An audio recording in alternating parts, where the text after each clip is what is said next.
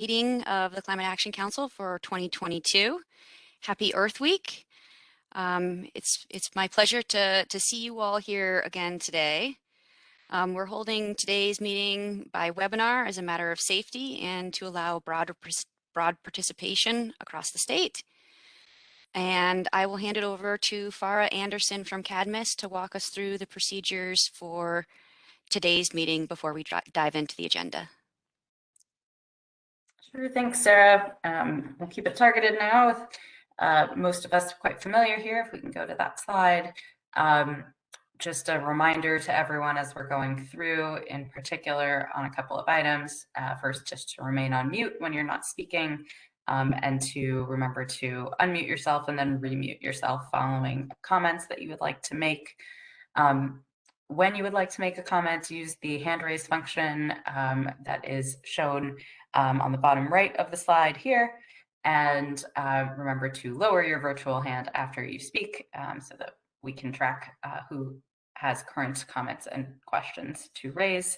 And lastly, if you have any technical issues, feel free to reach out for support to the email listed at the bottom of the slide on the left. And with that, I will pass back to you, Sarah. Thanks, Farah. So now let's turn to calling roll to see what members of the council are in attendance today. Can NYSERDA's Valerie Milanovic call roll? Absolutely. Good afternoon, everybody.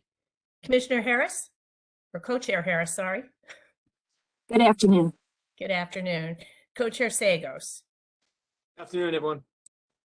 Commissioner Ball. Good afternoon, everyone. Good to be with you. Good to be with you. On behalf of Commissioner Bassett, Henry Spletoff. Good afternoon. Good afternoon. Chair Christian. He may be late, but we'll circle back. Donna DeCarolis. Here. Good afternoon. Good afternoon. Commissioner Dominguez. Just in case he had a change of schedule, Gavin Donahue. CEO Driscoll. Yes, I'm here. Hello, everyone. Hello. Dennis Elsenbeck.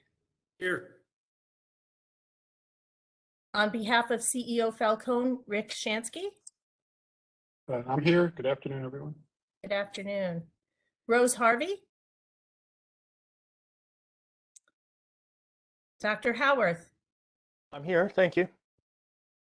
Peter Iwanowitz. I'm here.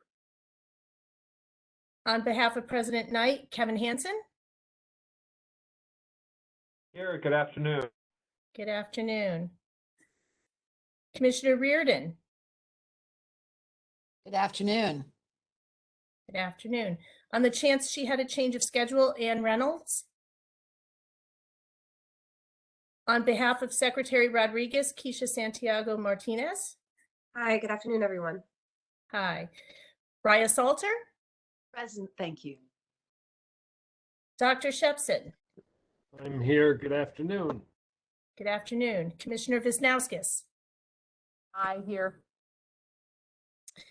Given that, Council co-chairs, I note the presence of a quorum for today's Climate Action Council meeting, and we'll keep an eye out for a few others that we were expecting. Hi, good afternoon. It's Marie-Therese Dominguez. Hi, Commissioner Dominguez. Squeaked in. Hi, Valerie. This is Rory Christian. Good afternoon. Oh, great. Chair Christian is here as well. Okay, one last shout out for Rose Harvey. I'll keep an eye out. Okay, we do have a quorum for today's meeting. Great. Well, thank you, Val. And it is great to see everyone again, although, as I said, we're back to boxes on the screen. It's been great to see many of you at the hearings. We'll be talking about those in just a minute. But happy Earth Week to each of you as well. So as you can see from today's agenda, we'll be spending our time together today following up on our discussion last month regarding our 2022 plans, including kicking off subgroups. So we'll start with consideration of the minutes from our last meeting, and then Basil and I as co-chairs will share some very brief remarks. Specifically though, and notably Sarah is going to provide an overview of the refined work plan for 2022, and then we'll spend the bulk of the meeting discussing the subgroups charge and areas of focus as well as receiving some additional information related to the subgroup topics as a means to level set for all involved. So if we turn to the next slide, let's proceed with consideration of the minutes from the last meeting. The council members received the draft minutes with their meeting materials. And are there any discussion on the minutes from March 3rd, 2022?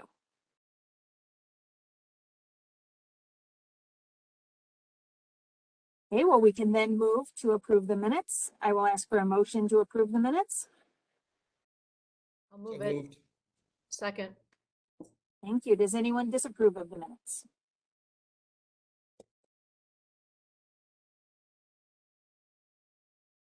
Since no opposition was expressed, the minutes are adopted and will be posted on the Climate Action Council's website. So thank you all. Next slide, please. Over to you, Basil. Doreen, thank you, and good afternoon, everybody. First, let me start with a thank you for all your hard work. We've been traveling now. We're about almost halfway through the public hearings, and you all have been making a huge effort to get around the state and hear from New Yorkers, you and your staffs, and your colleagues. So we say thank you a lot, but we really mean it. It is a huge lift that you've all agreed to undertake, and we appreciate it. We are in this very important phase of public engagement, and I think I can speak for Doreen as well and acknowledge it's been extremely valuable to date to hear from New Yorkers all across the state. So I look forward to continuing that, and I just encourage all of you to keep pushing turnout to the extent possible, get people out to these hearings. I'll cover quickly, next slide, please, the Ipcc report, the so-called Now or Never report, which is very much in line with the findings of the report. That's now or never to limit that global warming to 1.5 degrees Celsius. You've probably seen it, so I won't go through all of the elements of it. But the major findings of greenhouse gases emissions must peak by 2025 and then be halved by the end of the decade. There is some encouraging findings. There are some encouraging findings on the technologies, sort of reinforcing that the technologies do exist, and then more specifically pushing the world to consider greater investment, now recognizing that they're well under the level of investment that's needed. Right now, that's the world's countries. That coal must be phased out, that methane must be dropped by at least a third, and that all sectors need to be engaged. So again, all of this should sound familiar to you. This is what we're talking about here in New York. And if anything else, the report certainly justifies all the work and the time we're spending on this, and some of the early wins we've been securing through the state's investments. So without going any further into it, we can certainly take questions after. If not, I encourage you all to read it. But back to you, Doreen. Thanks, Basil. Next slide, please. And speaking of action, certainly last Thursday marked a historic day as our Public Service Commission voted to approve what are two landmark clean energy initiatives. First, two Tier 4 transmission projects to deliver clean energy to New York City. And second, the 10 gigawatt distributed solar roadmap. And I would say that this approval firmly sets our path toward the Climate Act goal of 70% renewable electricity by 2030 on a path to a zero emission grid. So what you see here are the two Tier 4 projects, the Clean Path New York project and the Champlain Hudson Power Express. Together are the largest transmission project investment in New York State in the last 50 years. And together will bring 18 million megawatt hours of clean and resilient power from upstate New York and Canada to New York City in the form of onshore wind, solar, and hydroelectric power backed by energy storage. All told, these projects will reduce the city's reliance on fossil fuel fired generation by more than 50% in 2030. So clearly, this milestone is intended and will benefit all New Yorkers, not only with fossil fuel reduction, but also air quality improvements and economic development, inclusive of investments in disadvantaged communities. And touching on the second, next slide, please. The PSC's approval of the distributed solar roadmap is also a significant milestone as it sets our New York Sun program as the most inclusive and ambitious solar program in the nation. And it's building on the success of our 6 gigawatt goal expanded by Governor Hochul during Climate Week to 10 gigawatts by 2030. And it is expected to not only bring statewide increases of investment and jobs, but also utilize the state's first application of prevailing wage for solar projects between 1 megawatt and 5 megawatts. And certainly it is not just about the 700,000 New York homes that it will provide power for, but also to ensure that benefits and investments come to disadvantaged communities as well as low to moderate income New Yorkers in line with the Climate Act requirements. So that was a major series of commission actions last week. And since we're joined by Chair Christian, I thought I would ask if you have anything you'd want to add with respect to this monumental milestone. Thanks, Doreen. What I can say is, this was the culmination of months of hard work from DPS staff and NYSERDA staff as well. No one person was responsible for this. This is a team effort all around, multiple organizations over multiple years. And, we're all happy that it worked out the way it did. And, I couldn't have said it better, Doreen. We're well on our way to 2030. And from this, we'll have a strong foundation from which to strike at our 2050 goals. So, I'm looking forward to what comes next. And, looking forward to seeing how the CLCPA can shape that future. Thank you for that. Next slide, please. I would like now to turn the discussion to Sarah Osgood to give us an update on where we are with our public engagement and public comments. Thanks, Doreen. So I'm very happy to report that between the written comments and the in-person hearings, I'd say that the public has demonstrated a very strong interest in providing feedback on the draft scoping plan. Touching first on the written comments, from January 1, when the comment period opened, to today, the council has received over 8,000 written comments. I knew we were expecting quite a number of comments. We were probably thinking in the 10,000 range by the time the comment period closes on June 10th. But the fact that we're at 8,000 now, when we've still got almost 2 months left of the comment period, I think is very heartening to see the interest that New Yorkers are taking. And then we've also had 4 of our 10 scheduled public hearings. And again, I'd say each were very well attended. In total, we've had approximately 200 oral commenters at the hearings. I'd say many commenters expressed their support for the plan and their desire to protect and restore the environment.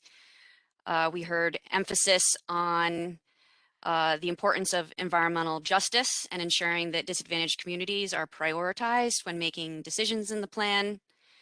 But we also did hear some concerns. So concerns were largely related to the timeline in the plan. Some felt that the timeline was unrealistic, while others would prefer that the climate actions happen faster.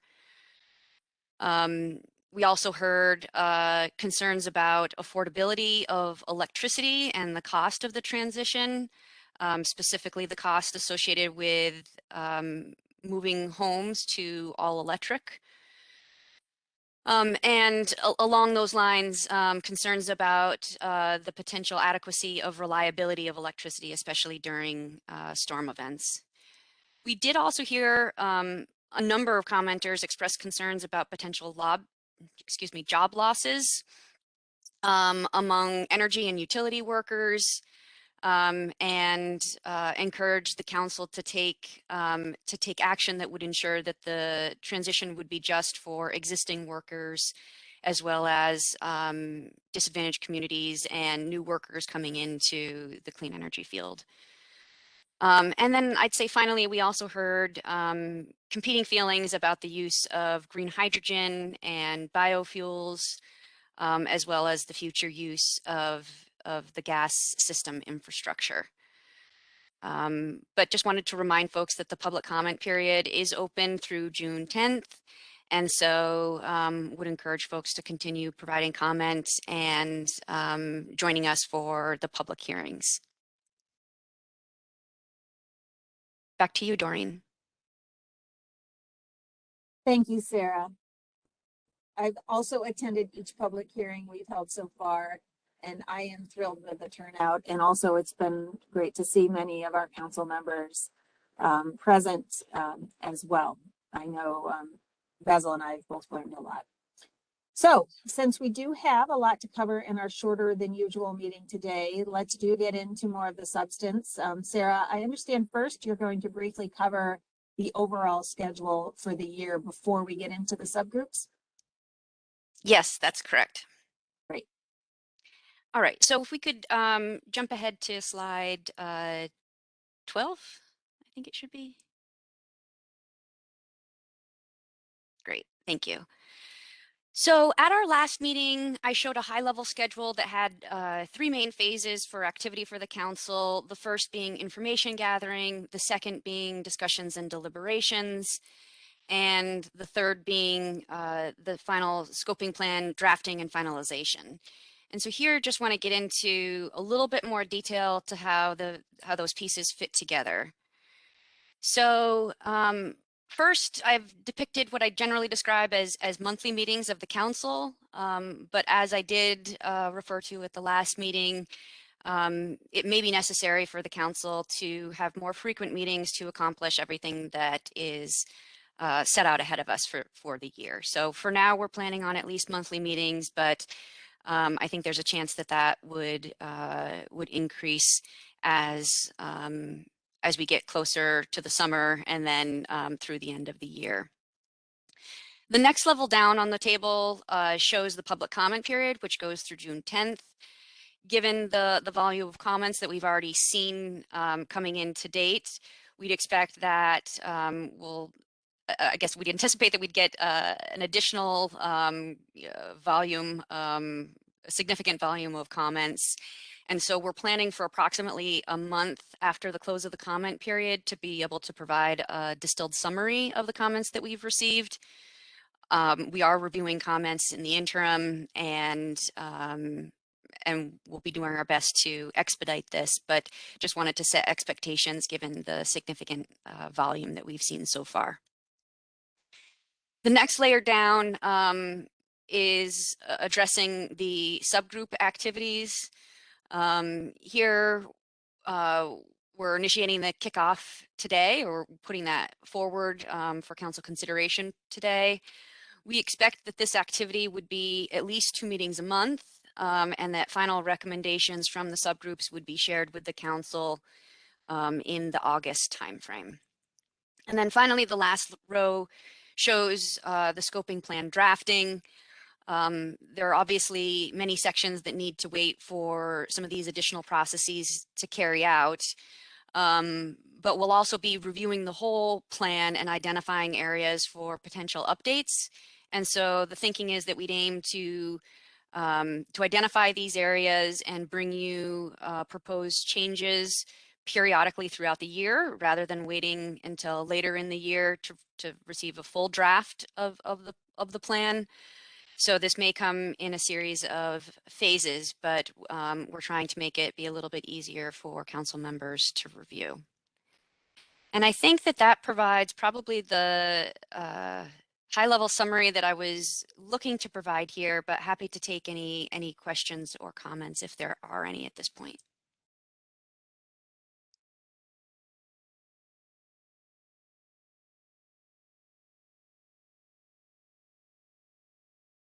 Thanks, Sarah. I don't see any hands raised. Do you? I don't see any either. Okay. So with that, I think we could continue moving on. Okay. Thank you. So certainly, as you just saw, we have another aggressive schedule before us this year. So I do want to thank you and Sarah, and the team for thinking through the work that needs to get done in order to hit the timeline required by the Climate Act, and certainly how we can phase that work to accomplish all that's before us this year. So as described, we will be spending the majority of our time today on subgroups. So with that, I'm going to turn to the presentation and discussion of the subgroups. And I understand, Catherine, I will hand it over to you to help lead us through that portion of the agenda. Great. Thank you, Doreen. And good to be back with you all. Catherine Morris with CBI. I'm want to continue the conversation that we started last time about the formation of these subgroups, two of which you said you want to definitely get off the ground and started. So that's going to be our goal for the end of this meeting, is to actually solicit some volunteers for those subgroups. We may in fact decide by the end of this meeting to have 3 subgroups after you hear from the update of the economy-wide process and approach. So if we can go to the next slide, I just wanted to review the conversation we had last time about the expectations of these subgroups and the process for how they're going to be communicating with the council as a whole, what they're going to be doing together, et cetera. So 2 of them have been approved already, the gas system transition and alternative fuels subgroups. We want to take volunteers today in order to, we may get more than 6 to 10, but that is our goal. And we want to be sure that in the end, the whole makeup of each subgroup is reflective of the overall diversity of the council. So we want to make sure that all the interests of the council are being represented at the subgroup level. So to that point, if we get not enough or too many volunteers, or if it seems too heavily weighted in one interest group or another, we will ask our co-chairs to take a look at that, all the volunteers, and make some recommendations about how to achieve this balance. I want to emphasize that this will be somewhat intensive. The point of the subgroups is to allow these members of the council to get really deep into the weeds. So they're going to be looking at different analyses, information. They may be listening to specific subject matter experts, but they will be meeting at, I would assume, about twice a month between the council meetings. And we'll just have to see how that goes. Maybe we can back off a little. Maybe we might have to intensify it as we get closer to the deadline for the recommendations. But the idea is that we want the volunteers to really be consistent participants in the subgroup meetings. So please think about, as you raise your hand to volunteer, whether or not you can make this level of time commitment. We've tried to make it clear that none of the recommendations coming from the subgroup will take final form until after they've had a chance to review all the public comments that are coming in, both written and from the hearings. And that you also have an opportunity to really deliberate with each other, report back to the council periodically, get additional guidance from them if you need it. But your goal is to try to reach a level of agreement about what you want to move forward for consideration by the full council. Just another point is that you will be supported in these subgroup deliberations. We'll have a facilitator. It will be either myself or probably Farah from Cadmus.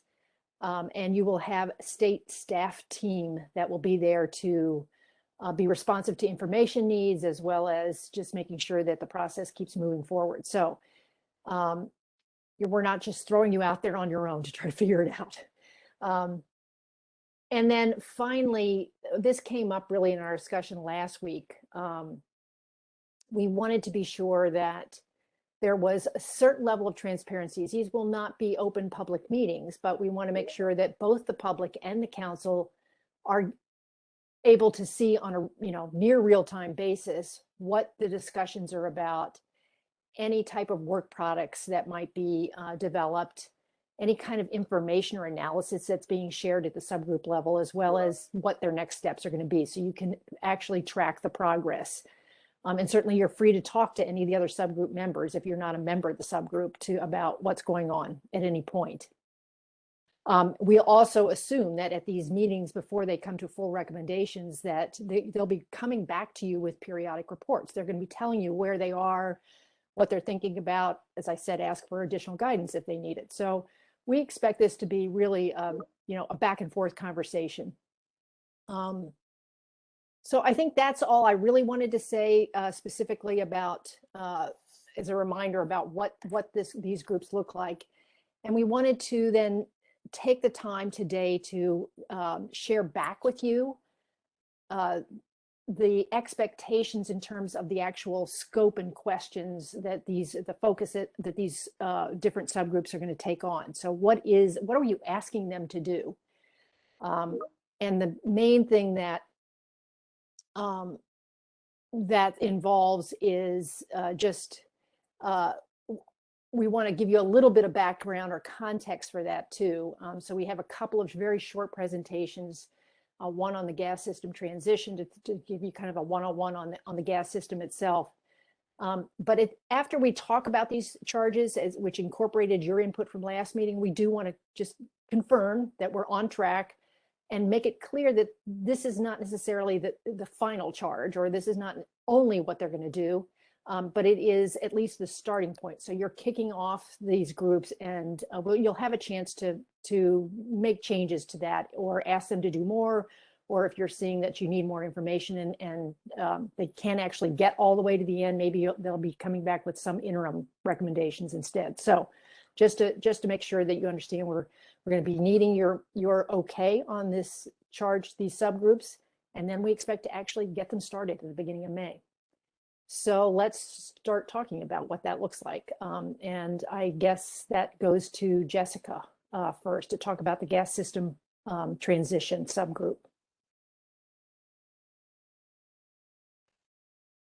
Thanks, this is Jessica. I just want to confirm that you can hear me.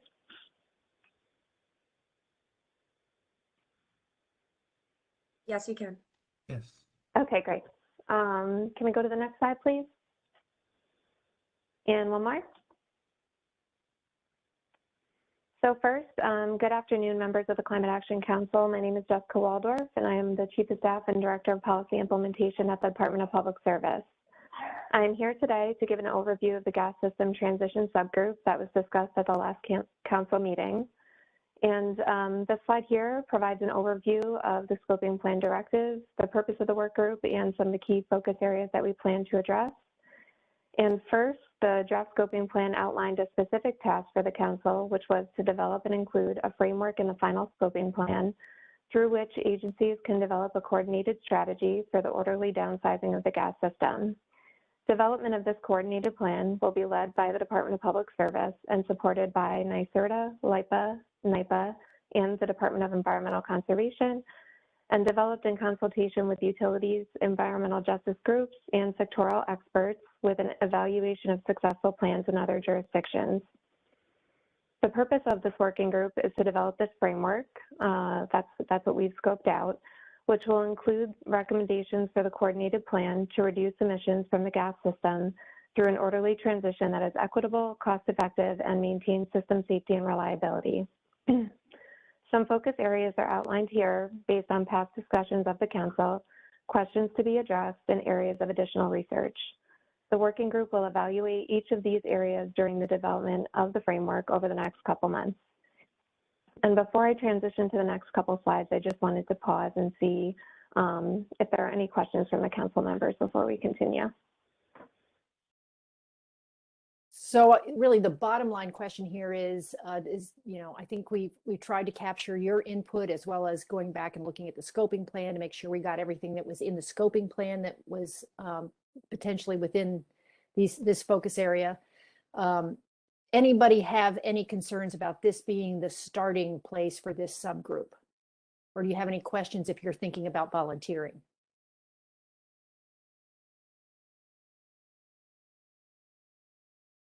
I see Dennis has his hand raised.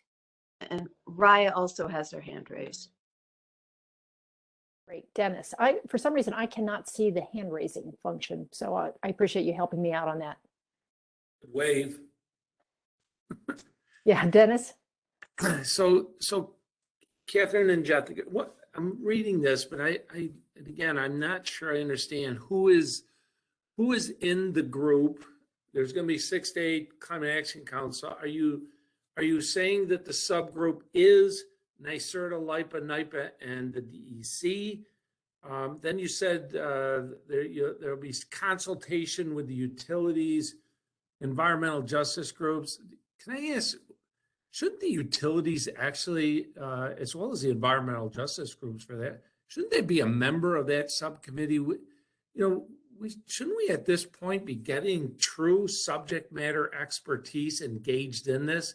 The people who own, operate, and then file for upgrades to these systems to be more of a recognized member?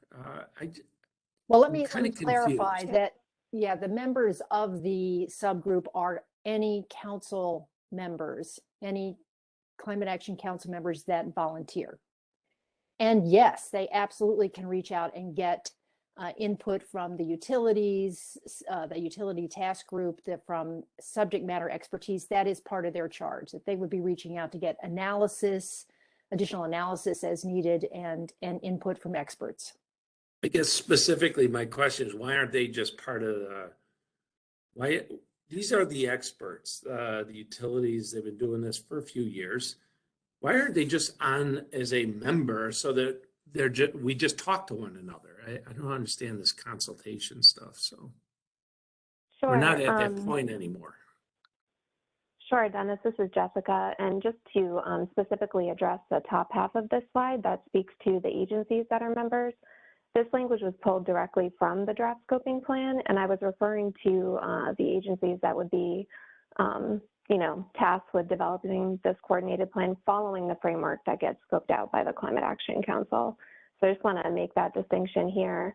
To your point on utility expertise, I think, one of the things that we had talked about is there was a utility consultation group, over the last year, and we talked about bringing them in for one or more meetings of this subgroup specifically to get their expertise. So that's a great point.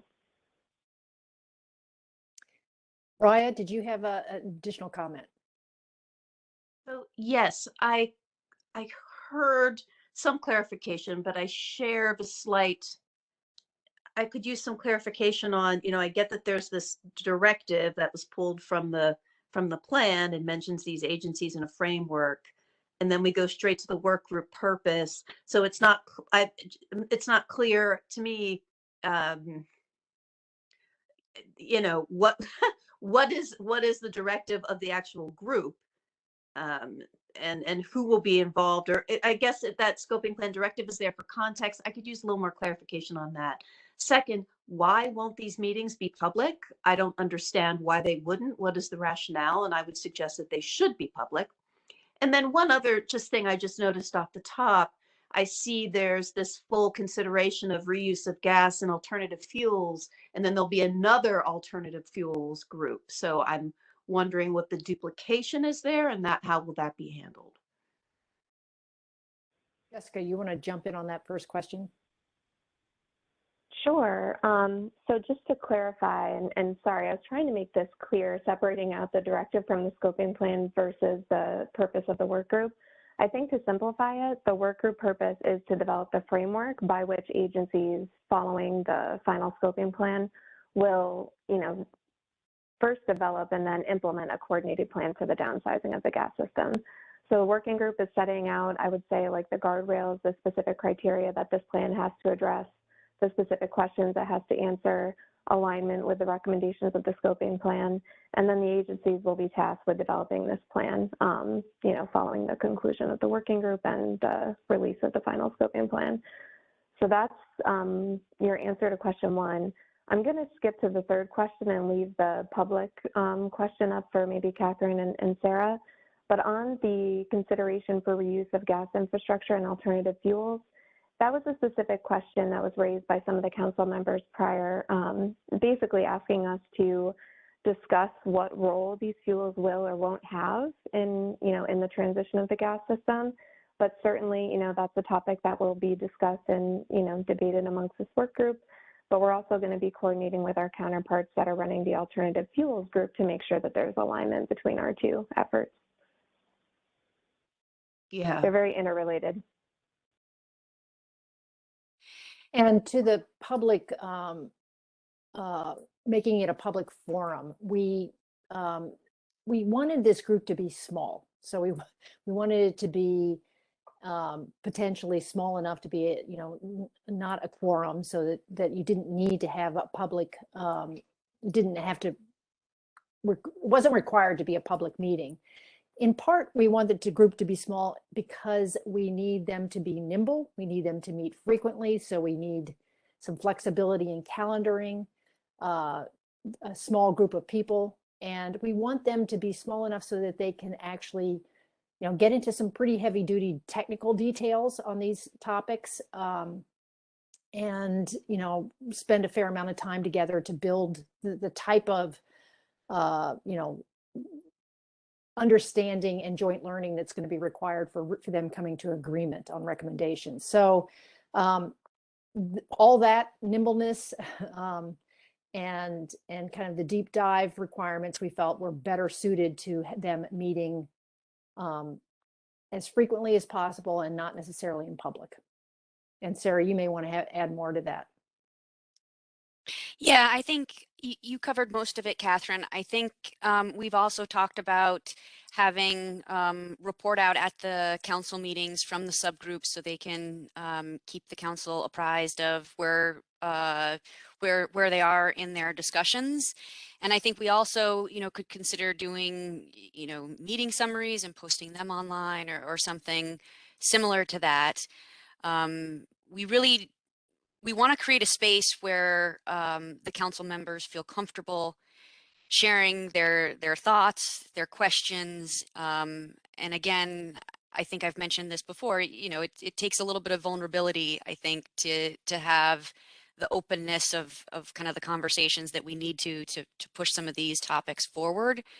And so we felt that having these smaller group conversations might allow for that more expeditiously rather than having the conversations done at the full council in full view of the public. Well, thank you. Just a reminder, they're only making recommendations and providing additional information for the full council to really do all the decision making and the final deliberations. So they're not making any final decisions. Well, I think clearly I would advocate for them to be public. I think as much transparency as possible is good, but this also speaks to the impossibility of having any particular special interest group that's not a member of the council. It's one thing for the utility subgroup or any other special interest group to be brought in to present for particular questions, but the perception that the council would be, I think that it would be inappropriate for it to be one thing for that group or another to be asked to contribute, but it would be inappropriate for them to be a member of the subgroup. Thank you. Any other hands raised that I'm not seeing? I'm not seeing any other hands raised. Right.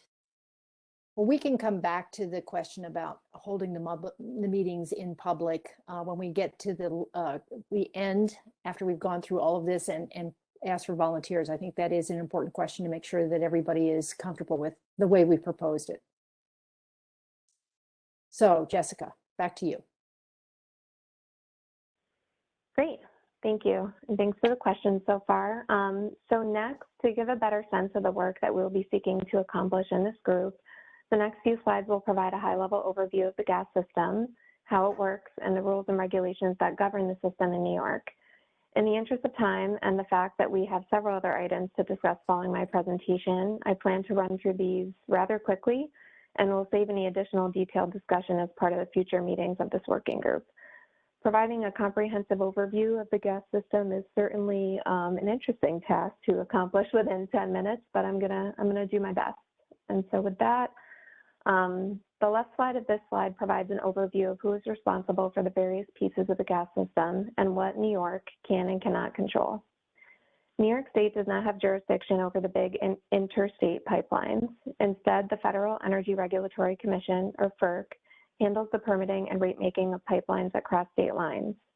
Once these projects are approved by FERC, the projects may also have to go through the New York State Department of Environmental Conservation for approval of air and/or water permits, depending on the amount of emissions on the air side and the scope of the proposed project on the water side, which is the state permitting role in these instances. The Pipeline and Hazardous Safety Materials Administration, or PHMSA, is an agency within the U.S. Department of Transportation that delegates authority to the New York State Department of Public Service for intrastate pipelines for auditing, safety inspections, and investigations. For interstate pipelines, there is a separate agreement for contracted oversight of pipes that cross state lines and funding provided for pipeline safety.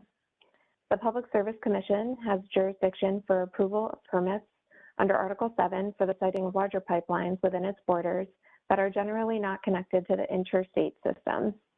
The PSC also has rate-making authority only over utilities that provide gas to retail customers, which allows for the inclusion of cost recovery for these investments through utility rates subject to the Public Service Commission's approval.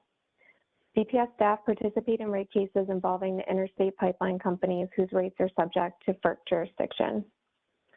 New York Codes, Rules, and Regulations, Title 16, Part 230, includes regulations for the implementation of the Public Service Law that pertains to the obligation to provide gas service to customers and how that service is executed.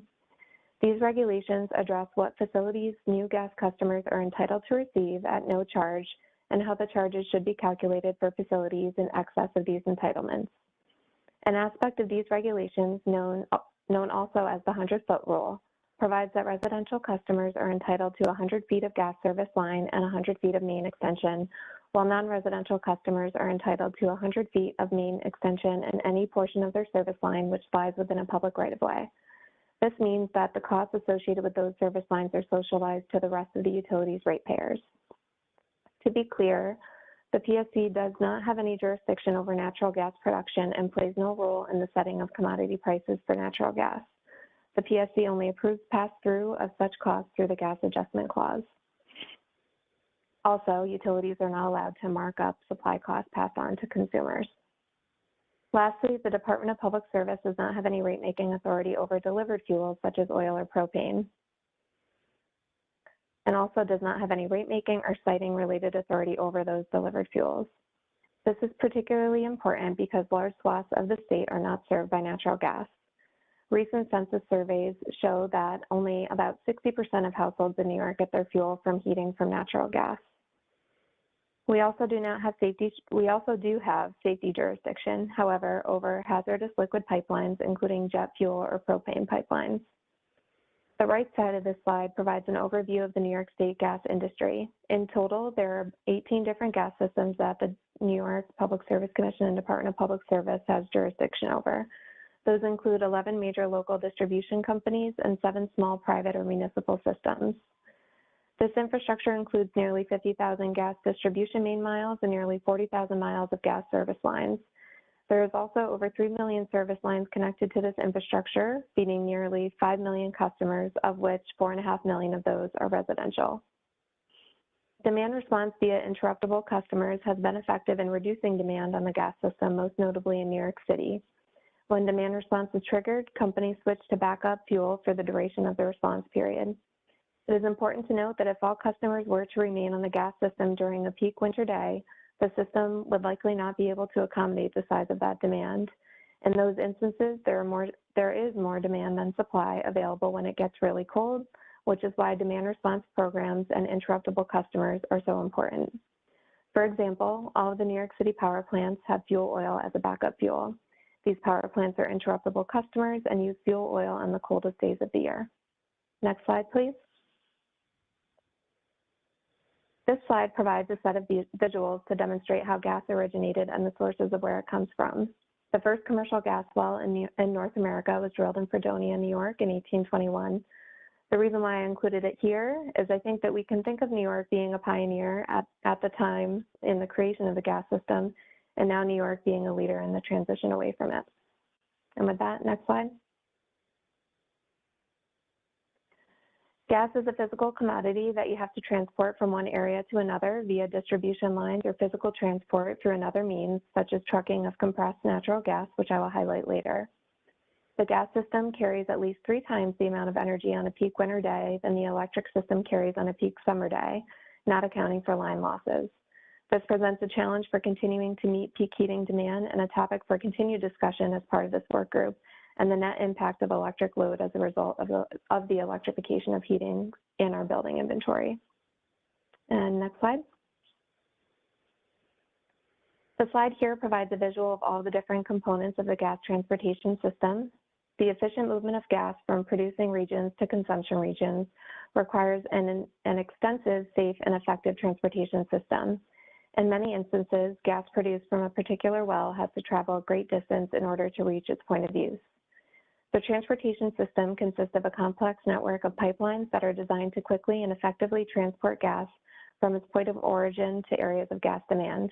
This transportation is also linked to its storage so that gas can be located closer to areas of demand and called upon as needed based on demand and the need to maintain safety and reliability of the distribution system.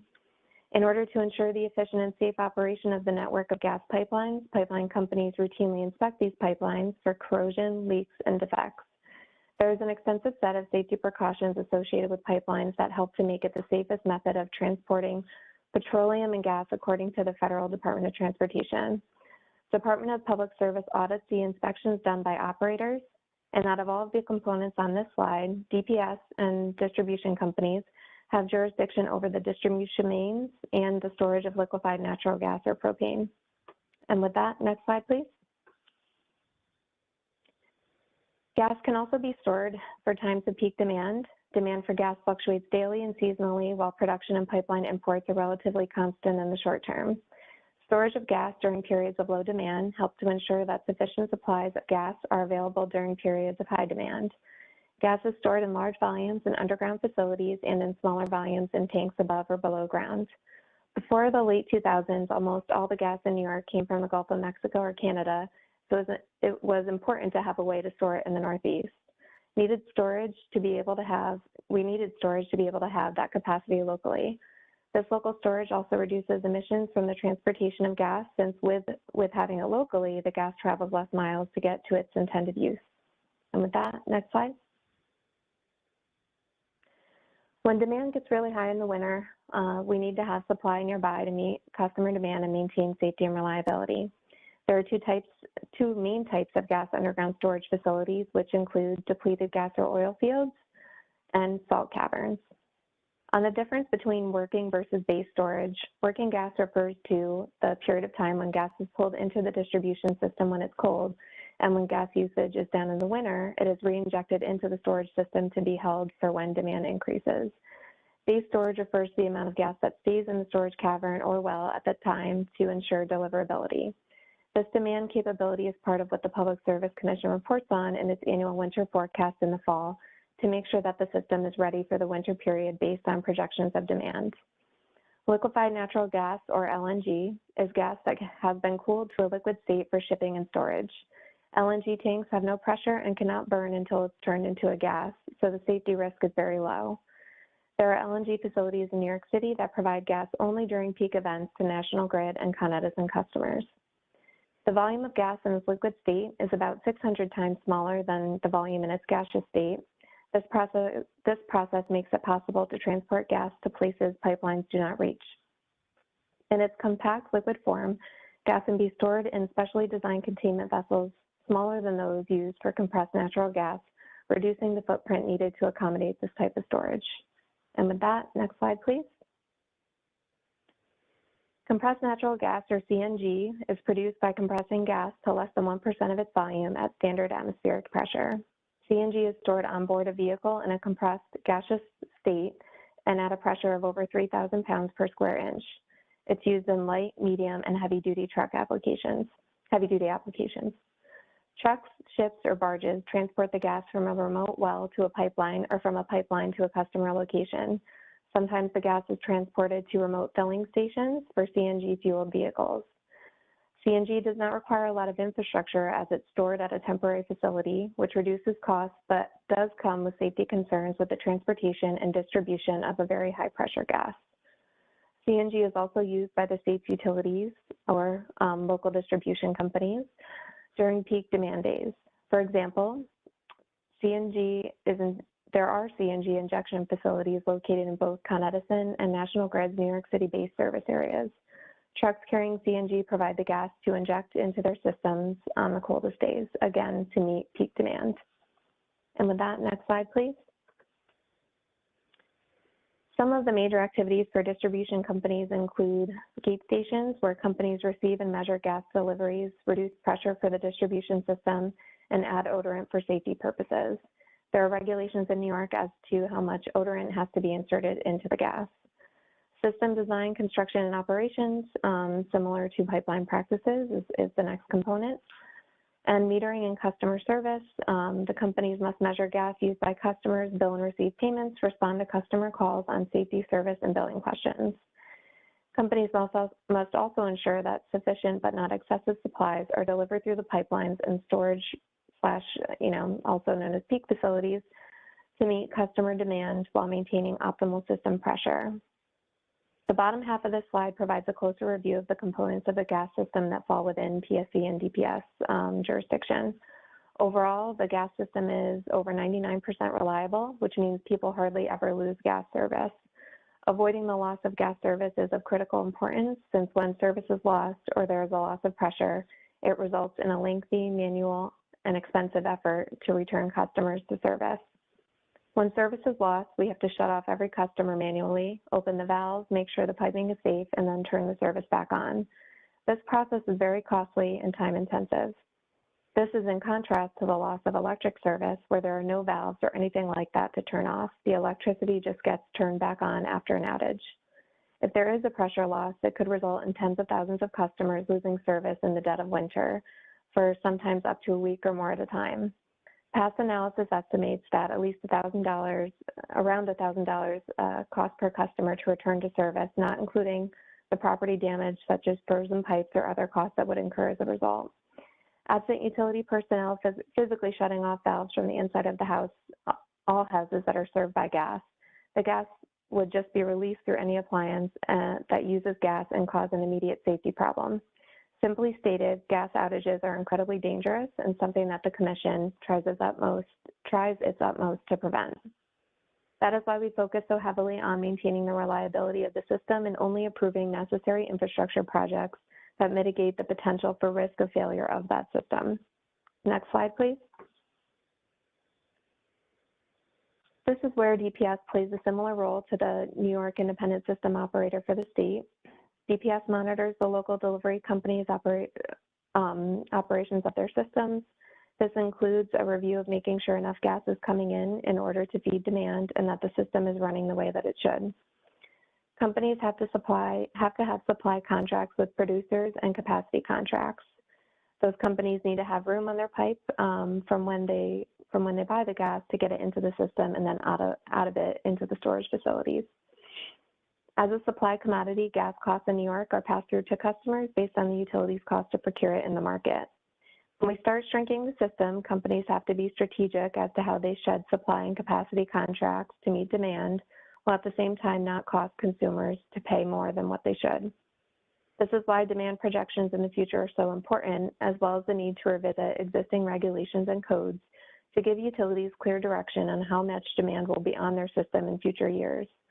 Lower future demand will mitigate the need for new infrastructure investments. As referenced in the draft scoping plan, the Commission's open gas planning proceeding is the vehicle for gas utilities to plan for a transition from carbon-intensive fuels, incorporate elements of the Climate Act and the recommendations of the Climate Action Council, allow for stakeholder engagement, all while maintaining safe and reliable service.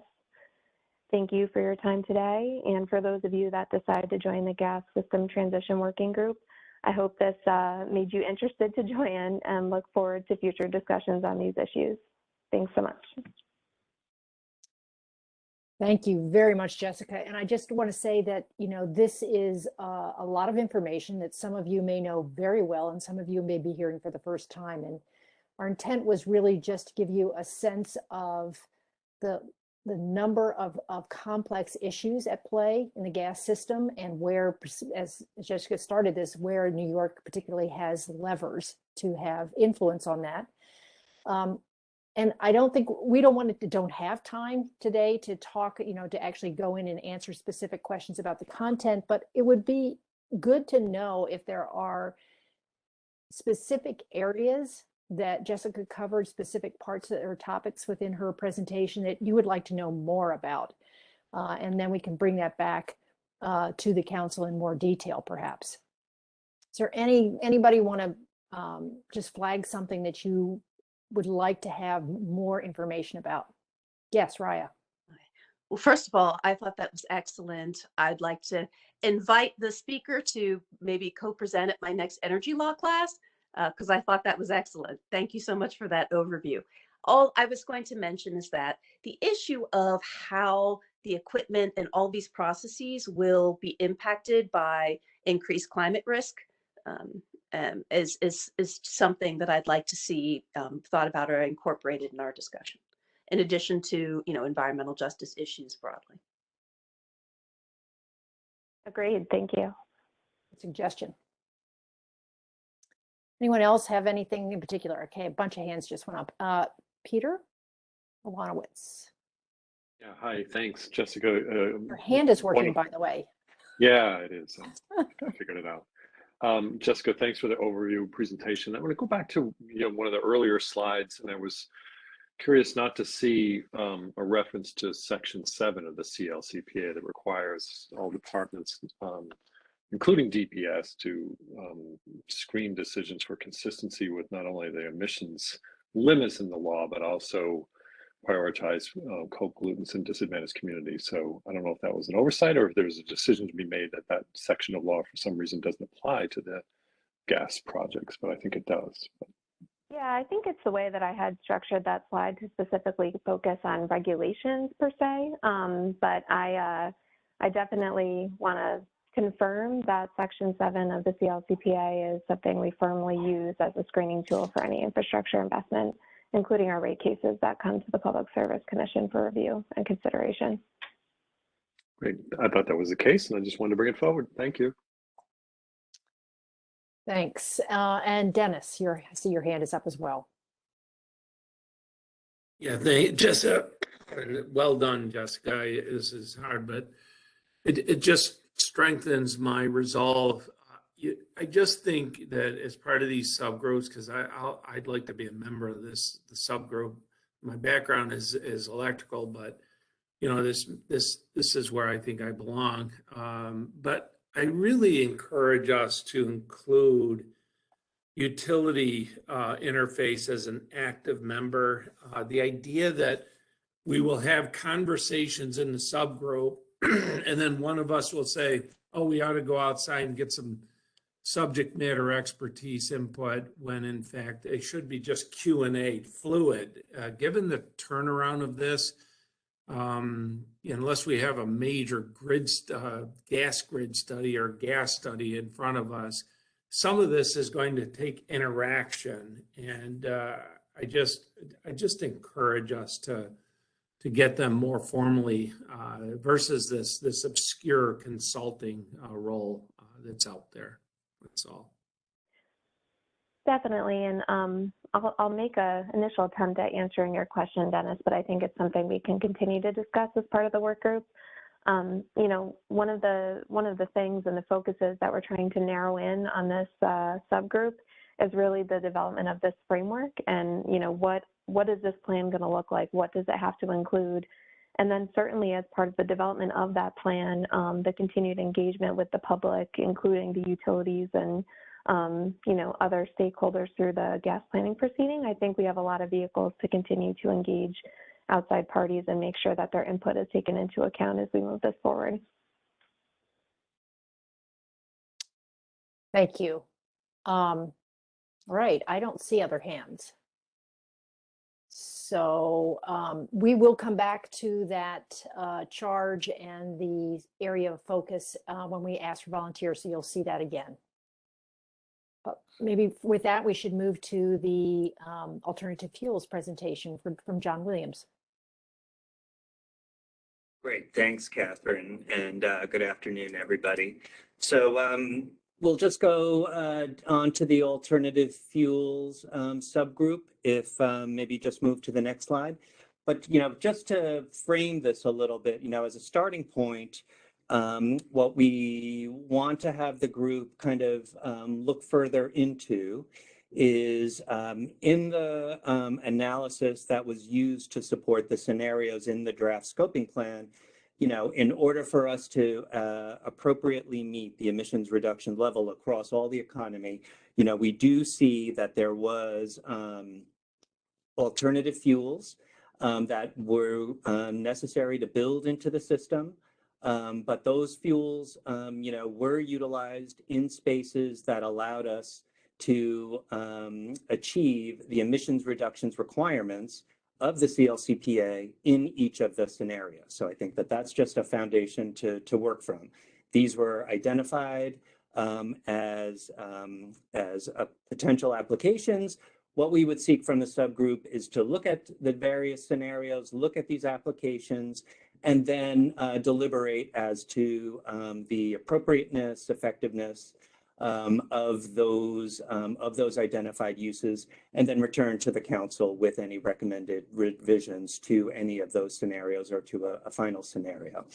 A little definitional work here on the purpose is really looking at hydrogen, renewable natural gas, other biofuels such as renewable diesel, renewable jet fuel, and those are the fuels that were identified through the integration analysis and the scenario development. Also helping to kind of focus on how we thought about application of those potential fuels is that we looked at some strategic uses. We looked at what might be considered hard to electrify end uses, whether they be in aviation, freight, or industry. A lot of this based on the nature of the energy intensity of those activities, but also the nature of the alternatives that we envision are available for each of those sectors. We looked at avoiding extended reliance on fossil fuel infrastructure and how does alternative fuels play into that. On-site cogeneration, local uses, sustainable use of waste-based feedstocks, potential for R&D, and also looking at avoiding disproportionate impacts on disadvantaged communities. So those were all characteristics as we looked at developing the scenarios and the applications for alternative fuels. So again, part of the baseline for this subgroup to take into account as it builds its recommendations for full council deliberation. Next slide, please. And so, when we think about, again, the integration analysis and how it looked at achieving statewide emissions reductions across all sectors, we really are looking at, how could bioenergy or hydrogen play a critical role in helping to decarbonize those sectors. And so, for instance, when we think about medium and heavy duty vehicles, high temperature industrial activity, and trying to gauge, say, even by 2030, what are the achievements we could look at in those sectors? For instance, if we applied green hydrogen to those activities, and then also looking at other potential promising end-use applications, such as district heating or non-road transportation. So with that in mind, some further background on how the integration analysis and the scenarios tapped into the capacity of alternative fuels to contribute to the scenarios is that we looked at a number of studies that were kind of identifying potential biofuel or alternative fuel applications, took into account the advisory panel deliberations, consulted with academic partners. All of that did help to inform how we could build our scenarios with use of alternative fuels in those scenarios. A few other kind of principles guided the way that we made those allocations as well, looking at long-term demand for that fuel and those hard to electrify applications. How could we maximize emissions reductions per MMBTU, per unit of energy required in those spaces? And then also took into account some relative cost considerations for those applications of the alternative fuel. And so another thing maybe to also keep in mind that as we look at the Climate Act biofuels are required to be accounted for in the direct combustion of that material. And it is the carbon dioxide of the combustion of that material that we do take into account. So a renewable fuel can really only avoid about 20 to 40% of a fossil fuel because it does limit we do not have to look at the upstream emissions associated with that fuel as we otherwise do for fossil fuels. So keeping in mind how we are looking at our accounting methodology, how that accounting is translating any of those applications of those alternative fuels into each of the scenarios, and then just accounting for that, it is approximately 20 to 40% that what we would see from fossil fuels. So again, that's baseline. Maybe I'll just run over to Carl to further discuss if we have any, to again, further remind on where the integration analysis across each of those scenarios ultimately landed on the contributions of alternative fuels in the primary sectors that we identify for alternative fuel use. So maybe, Carl, I can turn it over to you. Great. Thanks, John. Are you able to hear me? Yep, you're good. Great. So it's great to be with you all again. Maybe just to round out that last bullet, as we look across different jurisdictions, we see that other states, other countries deem their bioenergy to be carbon neutral. So that's kind of one of the key differentiating factors with our Climate Act, is that we count all CO2 from those emissions. And as John said, when we compare them to the fossil fuels, we can realize a 20 to 40% drop in overall emissions. Next slide. So I'll try to be quick here because you all have seen some of this material before, but we thought it would be useful to help kick off the alternative fuels discussion and the alternative fuels work group with a reminder of what we learned from the integration analysis last year. I do want to emphasize that this is but one input to the council. There are a number of studies and a number of technical experts who have been weighing in and will weigh in through the course of this comment period. But just as a reminder, we had our family of scenarios. Our scenario 2 we called a strategic use of low carbon fuels. And we use that word purposefully, just to put it in context. When we look at 300 TBTUs, which is the order of magnitude of what we see for the contribution from these fuels, currently we use 3,000 TBTUs, and we think with a robust set of energy efficiency, as well as electrification, which again reduces energy use, we could cut that in half. But even with that reduction, we do think that even in scenario 2, there's a more limited use of these fuels. And we do see across all scenarios, as John mentioned, that there will be some hard to decarbonize end uses. So we will need these fuels. And so we don't want to overemphasize the difference between these different scenarios, but there are some philosophical differences I wanted to highlight. So scenario 2 is our strategic use of fuels. Our scenario 3 is what we call an accelerated transition away. Really, there were two core themes. One was, how do we accelerate away from combustion earlier? And so that largely means doing more efficiency and electrification earlier in 2030. And then for the long run, we assume that there wouldn't be as much of an infrastructure investment in these alternative fuels. And so we see less use of those fuels. So that requires electrification to go deeper, which is going to require innovation and some new technologies. It also means for certain end uses, we have to rely on conventional fuels. If we don't build out the infrastructure for these alternatives, we're going to have some end uses where we just think innovation will be extremely challenging, and we'll have to rely on those conventional fuels. So I try to highlight some of those in the subsequent slides. And then scenario 4 falls in between and is a bit of a hybrid between these two different scenarios. And I want to emphasize that the work that went into these scenarios was really informed by the advisory panels. So we carefully looked and worked with the buildings, transportation, agriculture, waste advisory panels. We listened carefully to the working groups and the input they give, and then obviously had our discussions with you all last fall. So really the kind of nature and shape of these was built on the foundation that our advisory panels gave us. Next slide. And so this information is in our published scoping plan. You've seen some of this data before, but we wanted to pull it out just to highlight a couple of themes for each of the sectors. So for buildings, we can see that in the early years, 2030, as I mentioned, between scenarios 2 and 3, we have more use of on-site alternative fuels in the form of RNG and biodiesel or renewable diesel in buildings in the early years. In the out years in 2050, we see scenarios looking fairly similar. That's really driven by the advisory panels pushing hard on as much electrification as possible, seeing the inherent efficiency. So across these scenarios, we see ending at, in the order of 90% electrification. And, we still see a need that there are going to be hard to electrify buildings. There's going to be building stock turnover. These are long-lived assets. And so we, in these scenarios, we saw that on the order of 90% of buildings could be electrified through this view.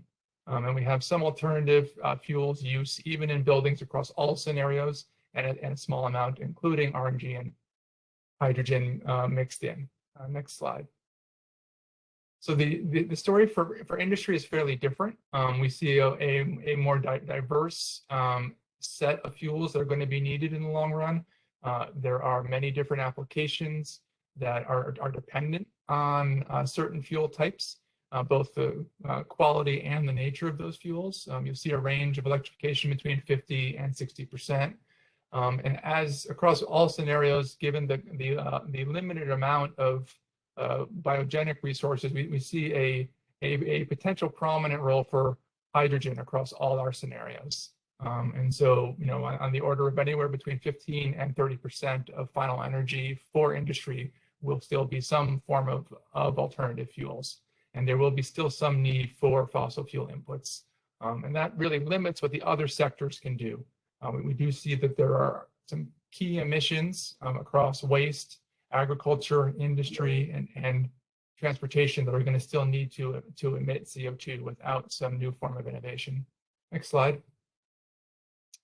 Transportation also is a more diverse one, and we see some interesting differences between our scenarios. In scenario 2, we see on the order of 50% electrification. We see that alternative fuels could play an important role in scenario 2, and a large source of that is a renewable jet fuel. There is some innovation happening in that space to look at how we can get hydrogen and also do mode shifting, but we do see that a very dense fuel is going to be needed for aviation.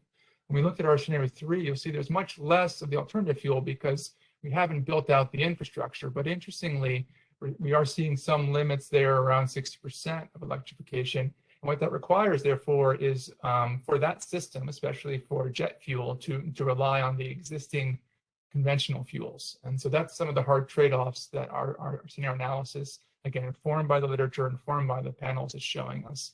So the bottom line here is that we see a need for alternative fuels across all scenarios. There are different degrees which we think we can accelerate away from them or with them, but there will be a need for these fuel types. And so what we need this council subgroup is to think about and deliberate where should prioritization be and what will be the policy drivers that can drive the innovation that we're going to need in this space. That rounds out, I believe, the slides here. So next slide. Okay, so again, thank you very much for the background information, Carl and John. And I think just a reminder that we're not want to get into the substance of this now, but this was intended to help any would-be volunteers to understand some of the information they have to start with in their discussions. And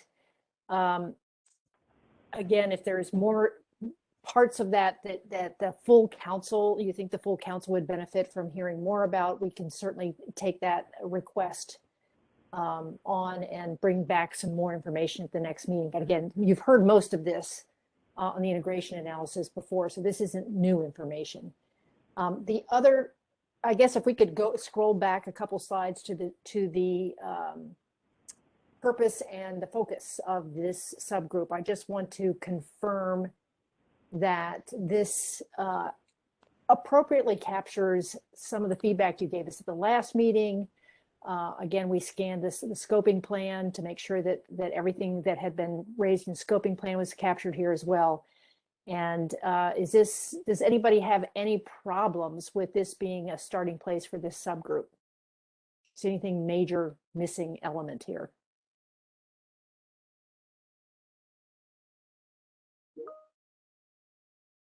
Bob, do you have your hand up? Yeah, I put my hand up before you asked that question. I think this is a fine purpose and focus overall, though, and I think John and Carl did a fine job of describing the background. I am concerned with this thought that the biofuels don't have upstream emissions. You know, a little over a decade ago, I chaired a international effort for the International Council of Science working with the United Nations, and we were charged with looking at the greenhouse gas emissions from biofuels.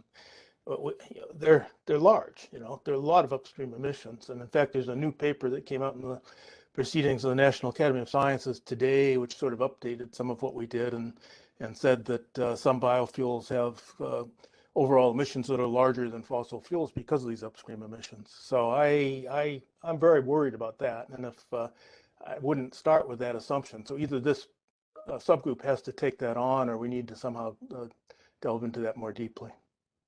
Thank you. And maybe, Bob, just to clarify, I don't think it was intended as a value statement. I think it was really more just a reflection on the accounting methodology that is laid out within CLCPA. So it was the application of that methodology is how we were calculating. Yeah, no, I appreciate that, and the CLCPA is complicated on this, but in addition to looking at the direct CO2 emissions, and maybe the CLCPA says we shouldn't be looking at those upstream indirect emissions, but they're there, and it varies a lot depending on the biofuel, of course. But I think we should be really cognizant of that. It's going to be central in terms of our scenario 2 versus 3 discussions, for instance, in my opinion. Thank you. Thank you, and that will be noted for this subgroup. Want to move to Donna. You had your hand up. Yeah, thank you, Catherine, and thank you, John and Carl. And I had sort of just a general comment where you talked about, Carl, I think, balancing the New York State accounting with other states and other countries. And I was curious if that was just an area for discussion for this group, is what are the best practices of other states? And, you know, should we be looking at aligning New York in some way with some of the other states? Because I think, you know, we see that California just came out with a renewable gas standard. Oregon's been using renewable natural gas for some time for the heating sector. So I'm just curious if that's also something this group would look at.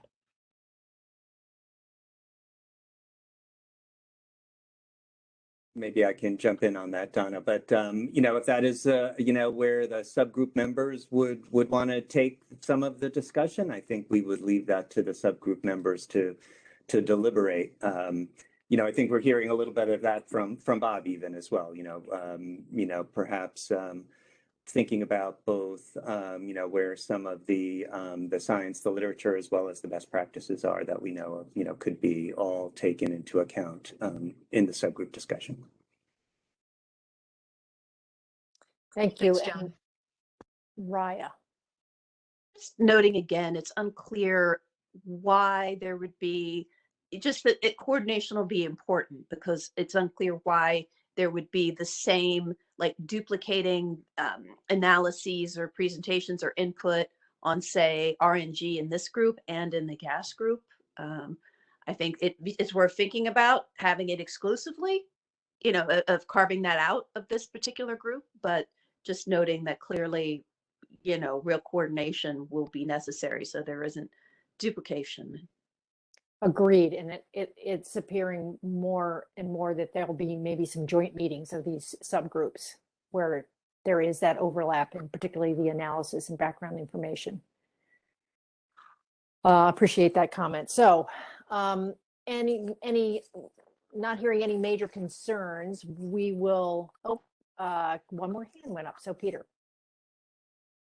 Yeah, just regarding Donna's point about looking at other jurisdictions, I hope that is leading us to sort of get those jurisdictions to rise to the level of New York State's law, because I think we have fundamental differences in our laws versus jurisdictions like California, where they don't do the types of screenings that is required of us under the CLCPA Section 7 for consistency, but also prioritization of co-pollutants in disadvantaged communities. Those are limitations in those other jurisdictions that we fortunately don't have in New York State's law. So key things we have to, look at, but also contemplated of why our law is better and recognizes is amongst the world's leading.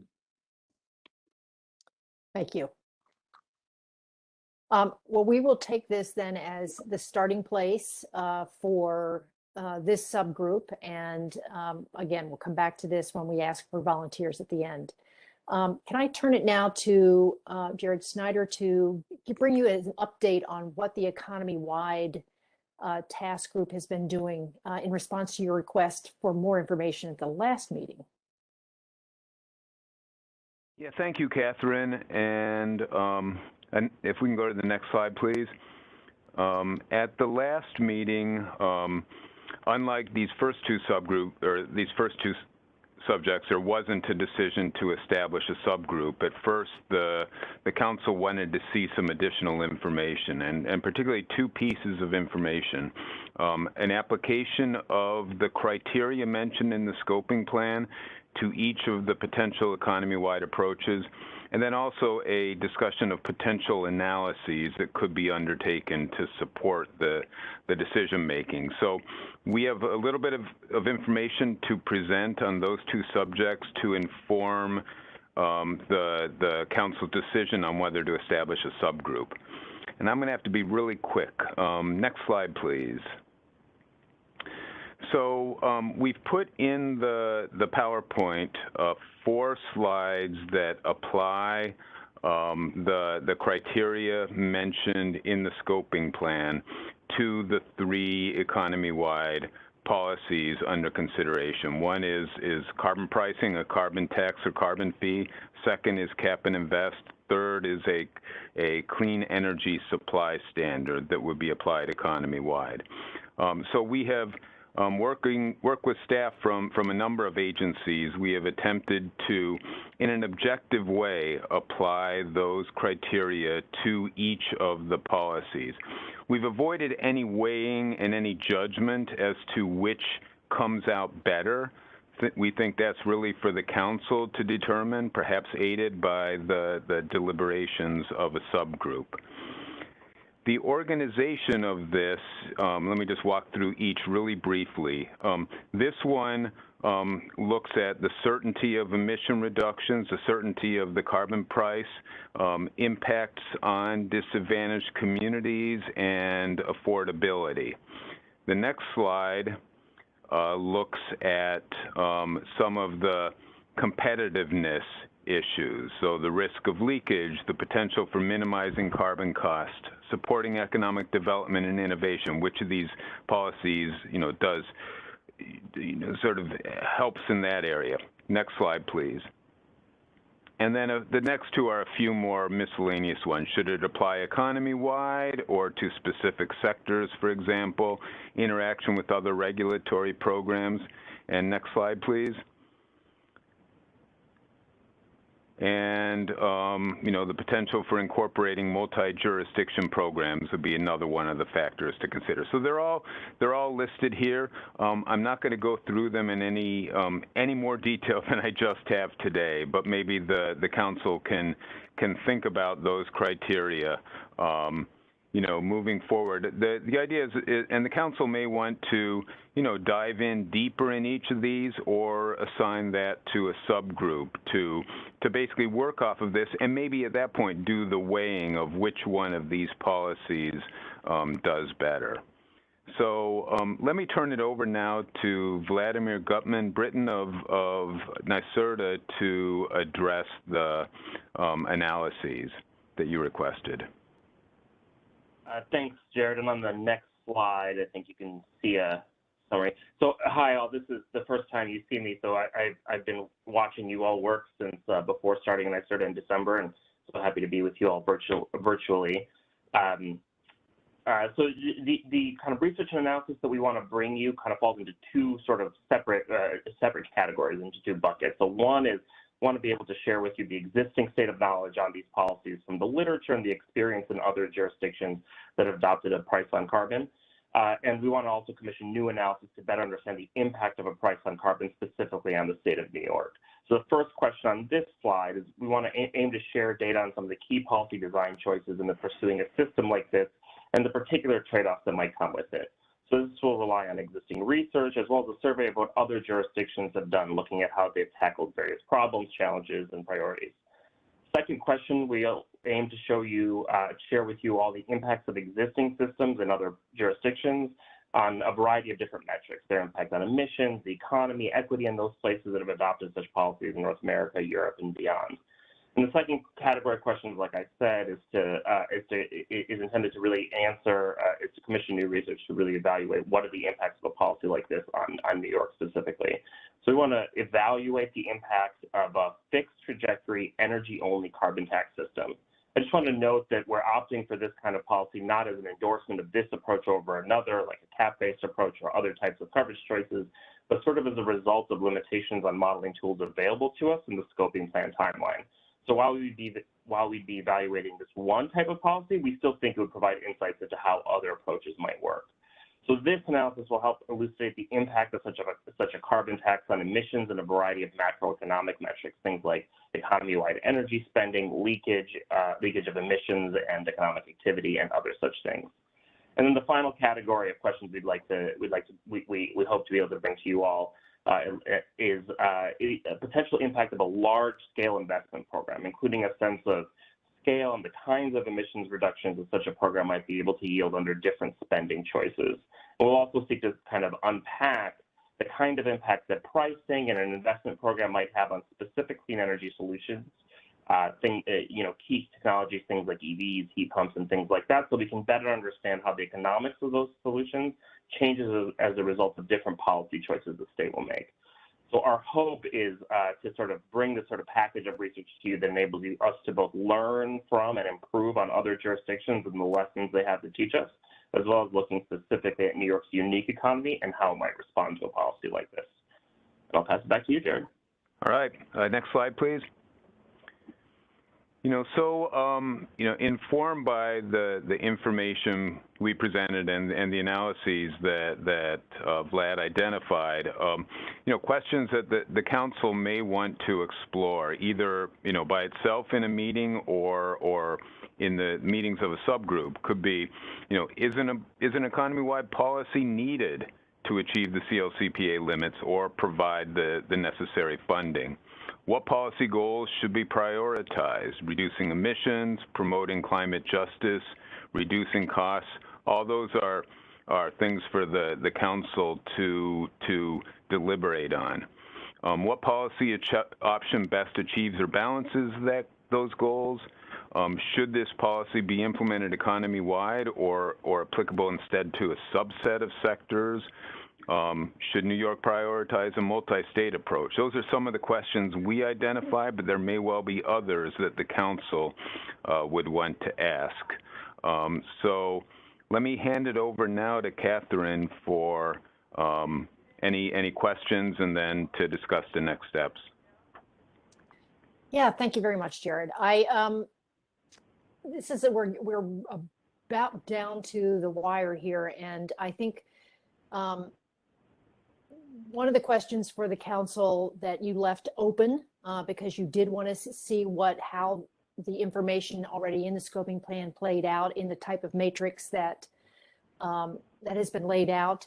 Unfortunately, we don't have time to go through that matrix, and it was, yes, it was put together by a diverse group of people, but the subgroup or the council itself may want to review that in more detail. They may have different interpretations of some of those criteria. So the first step, if you were to establish a subgroup or for the council as a whole, would be to try to tackle that matrix, review all the information that's been pre-populated, decide whether or not you agree with that as a group and that type of characterization as a group, and then perhaps do that next step, which would be to try to prioritize or rank the 3 economy-wide options against those criteria. So do more of a values-based ranking. And as Jared said, then there's a whole set of other questions that you can get into, all the way down to which would be the best economy-wide approach for New York, or you may decide that there is additional information or analysis that you would need before you could come to that conclusion. So we're not deciding how far you have to take this, either in the subgroup level or at the council. But I guess the next question then, knowing that, is there a strong leaning of the council at this point as to whether or not you want a subgroup to start this process, or you want to do it as a council as a whole? And we have at least one hand up, Kevin. And again, we're down to the wire here, so I'll just ask you to keep your comments brief, and then we'll try to get as much input from everybody as we can. Kevin? Try to be concise. Great presentations. Just one issue I wanted to highlight, which I think was addressed really well in the scoping plan and also came up a lot in the economy-wide criteria discussion in particular. And that's just continuing to think about impacts on businesses and workers and this issue of leakage. You know, I think we spend a lot of time thinking about the impacts on ratepayers and consumers, but especially as we, you know, start thinking about the economy-wide strategy, the gas system transition, and maybe to a lesser extent, the alternative fuels discussion. You know, sorry, that's front and center in our minds, I know. So that's all I wanted to say, and thank you. Did you have an opinion about whether this should be within a subgroup to start? I think it should definitely be addressed within the economy-wide strategies, but I think Jared laid out several criteria that get at this point, so I think that's pretty well addressed there. I guess as parties are thinking about the gas system transition, well, my question, Kevin, actually is, did you think that this economy-wide topic should be taken up by a subgroup or the council as a whole? I guess do you have a preference there? Oh, I probably would defer to some of my peers on that, but I think it is technical enough, at least from my standpoint. I think a subgroup might be able to move a little bit faster on it. Okay. Paul?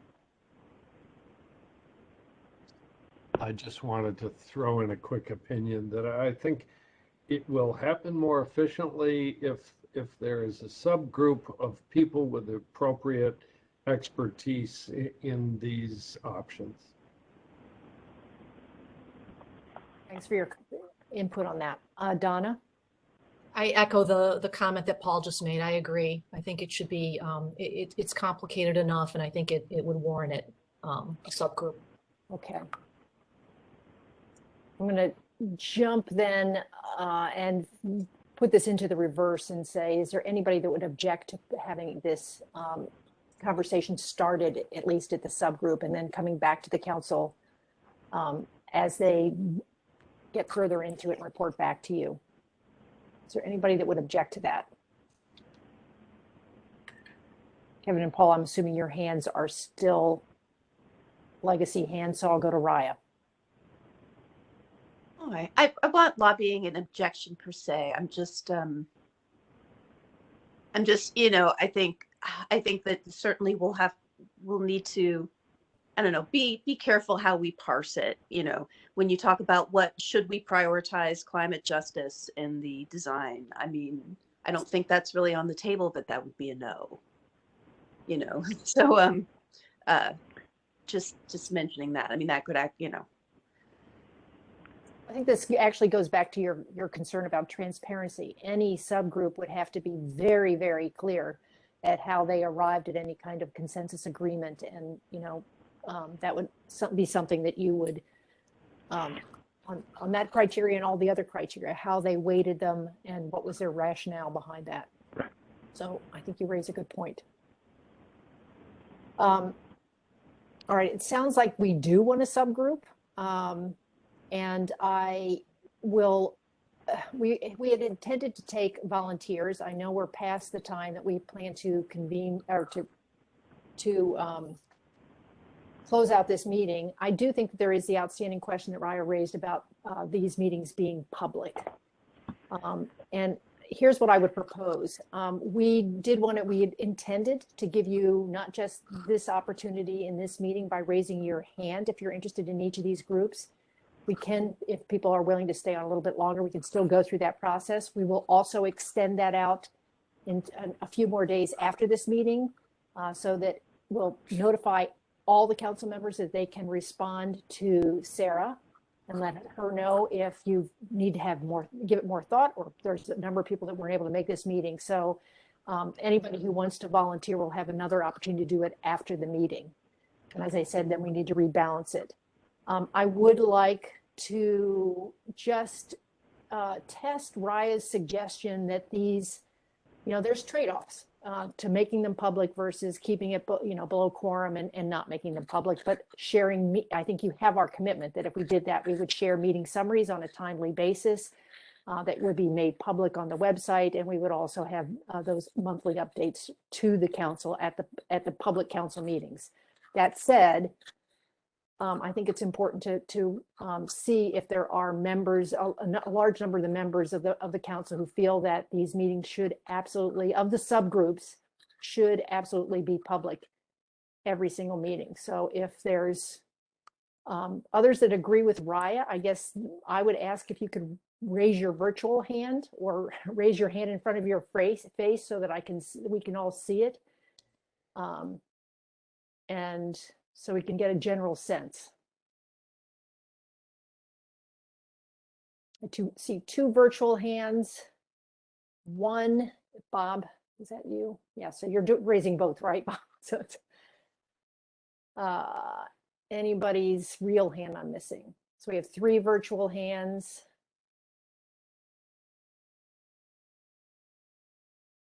So it does seem like the vast majority of the council members at the meeting are comfortable with this. Again, because there's 4 virtual hands. If we don't have, we can give everybody the opportunity to revisit this after the meeting since we don't have all the members present. But it seems as if the council is leaning towards the opportunity to have these meetings without having them in public. Sarah, I will defer to you in terms of whether we want to take volunteers now or just leave it all until after the meeting, because I know you want to cover next steps overall. So I'm inclined to say that we should probably ask for volunteers via email, and we can circle back with folks just because I think it might take a little bit of time here, but sounds good. Okay, great. So with that then, if we can go ahead another couple slides, I just wanted to hit on our next steps overall. One more slide, please. So I don't have a ton to go into here.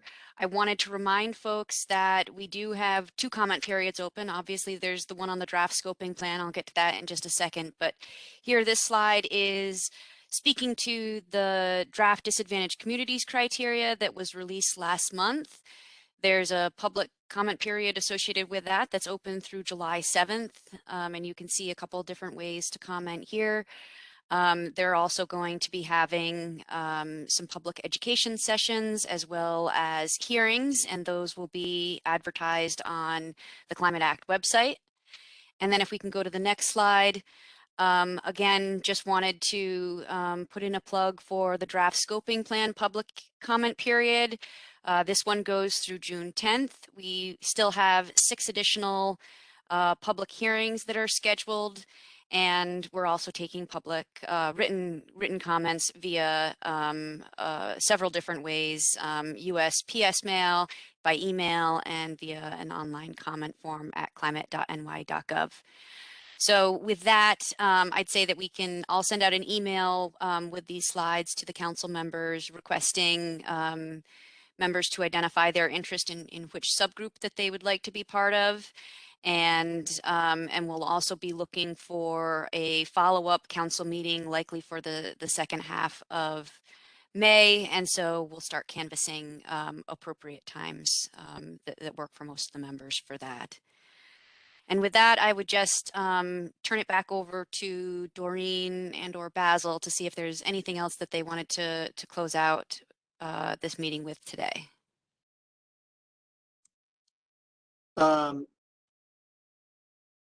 No, other than to say, again, thank you for your efforts during these hearings. You see them here. Certainly encourage my fellow cabinet members to attend these as well. There's been a few who've had the chance to sit with us, which I think is really valuable for the whole process. And seeing also the diversity of the state, which is a big thing for all of us to hear commentary all across the state, from the southern tier all the way down to Long Island and beyond. So we'll make it as easy as possible for you, but ultimately it does require some driving and some effort. But get to us if you need some help.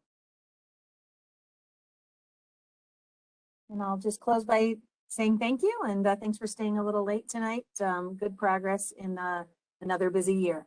So that's it from me. Great. Everyone has a good evening. Thanks, everyone. Bye-bye.